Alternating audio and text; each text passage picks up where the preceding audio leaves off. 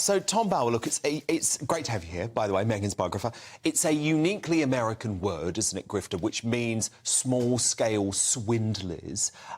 Do you think Bill Simmons used that word purposefully? Oh, absolutely. I think the timing was on purpose too, because the Dior deal, which we'll talk about in a minute, that was gossip around LA for weeks.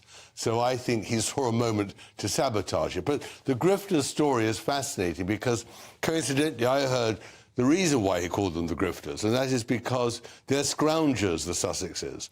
And I heard this particular story, which is extraordinary, which is that Harry and Meghan were invited to this sun-kissed place by the beach. And they were staying for a couple of days, had arrived with the host's private jet, as usual, and wanted to leave. And then they heard that someone else who was there was quite an interesting person and also had a beautiful house by a beach. And Meghan went up to her and said, "Is there any, let us talk, let us become friends." The following day, after they were taken back home on their private jet, or the host's private jet, Harry called this particular woman and said, "Is there a chance that we could borrow your house? Meghan wonders whether we could have it." And the woman was a bit puzzled by this, but said in the end, OK. The following day, Harry calls and says, Meghan also says, "Can we get there in your private jet?" Oh, my God. And that is exactly what the grift is all about. It's about scrounging. It's about Harry and Meghan constantly looking for freebies, whether it's jets, it's houses, meals, whatever. And that is, in the end, what drove Spotify and also Netflix mad. Because presumably Spotify were paying a lot of money for all of their stuff, for all of their demands, but they weren't actually receiving the content in return. And not only not receiving the content, but constantly demands for expenses because they wanted to live for nothing. Which brings us on to what actually, where the Sussex is up to all this year. And we've said many times over the past few weeks, Dan, that Meghan's silence is really odd. She's building up to something big. And there's no doubt that in LA, over the last few weeks, there's been this gossip about the Dior story, which the Mail on Sunday broke big time this weekend. Now, what's really interesting is, of course, Bill Simmons, not coincidentally, is saying they're grifters. But what's really interesting in the rebranding of the Sussexes is, what I also heard very recently is, that Meghan decided that her real object in life was to be Diana. That has always been her passion. That has also been Harry's passion. And Meghan went to the extent of suggesting that they should drop the name Windsor and take the surname Spencer.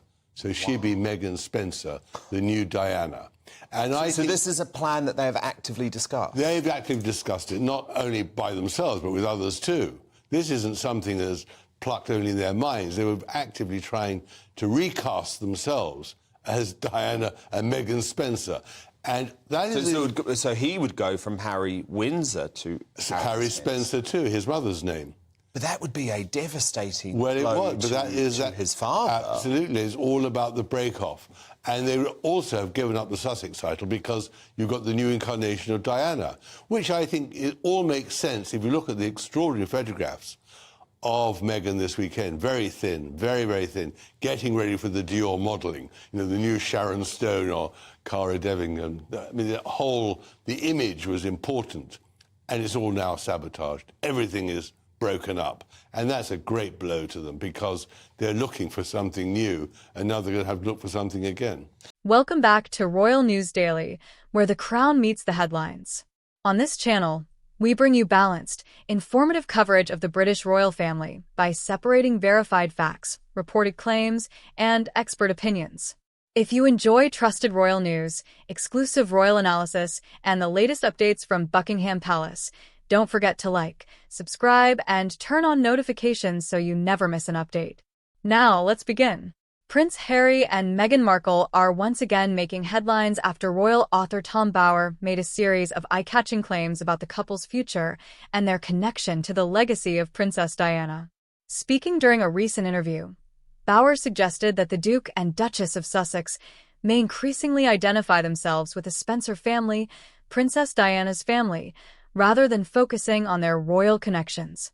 According to Bower, Harry's deep admiration for his late mother and Meghan's repeated references to Diana throughout interviews, documentaries, and Prince Harry's memoir Spare have created a public image that closely associates the couple with Diana's legacy. Bauer argued that the Sussexes could eventually present themselves more prominently through the Spencer name, suggesting this would emphasize Harry's maternal family heritage. He also claimed that Meghan greatly admires Princess Diana and seeks to continue aspects of her humanitarian legacy. So potentially changing their name, I mean, that's a seismic thing to do. They'll be aware of that. Presumably, Tom, the suggestion there is they acknowledge that this has been a disaster so far in Hollywood. It hasn't worked out as they hoped. Absolutely, and that was, I think, what we hadn't realised until now, and that's why Dior, it's just a way out of it now. Say we never negotiated. She was looking for a whole new world. Let's just clarify, Dior, once the grifter comment came out, and once the story ran in the Mail on Sunday, Dior have seen the backlash and quickly said, no. We never were talking about it, and they certainly were. But the whole point is for the Sussexes, as they still are, and they're not yet the Spencers, this is a major blow. Now what is he going to do to earn money? What's she going to do? And it would have been wonderful to have been the face of Dior. That's a huge money spinner. And so they are really, at the end of it, they've sabotaged themselves. They shot themselves in the foot by being so controversial. And I think that is what people like Dior and other corporations fear. They don't want to be associated with that sort of controversy. So what the Sussexes is a tainted brand? A tainted brand, even a damaged brand, and now a brand which is looking for survival. And so it's going to be really fascinating to see where they get people to spend this sort of money on them again. And they need a lot. They need at least $3 to $4 million a year just to pay their overheads. Because you've obviously got the house, there's a big mortgage on that house, but it's the costs, isn't it, of running that sort of estate, not to mention, by the way, the legal battles that Harry insists on pursuing. And at great cost, right? And he's got no concept of money. He's never had to worry about money in his life. He'll now have to start worrying about money. She has worried about money all her life, which has been her driving force. And she suddenly finds herself with the possibility of not having this huge income. And that really does worry her. And I think that does put real pressure on them and their relationship. But Tom, I mean, look, fascinating revelations, and there's clearly so much going on behind the scenes. But when you look at all of this, though, on a sort of macro level, I guess, why did they not just do the work? Why did they not just make the podcast episodes? I mean, are they really that lazy and entitled? Because basically Spotify and Netflix delivered them an opportunity of a lifetime. Did they not realise what they had handed to them on a platter? Well, Harry has never had to do any work, really. He's only taken orders in the army, and that was the end of his life. He's never done anything.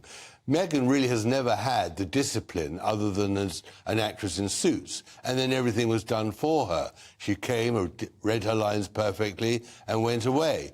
Spotify was actually expecting them to produce the goods. And that requires a lot of imagination, hard work, but also inspiration and talent.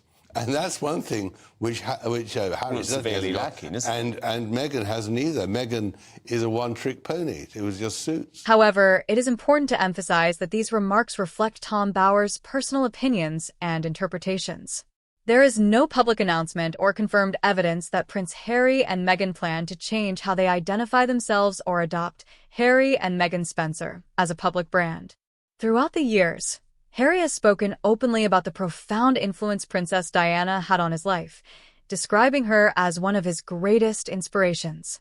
Meghan has also publicly expressed admiration for Diana, saying she wished she had the opportunity to meet her.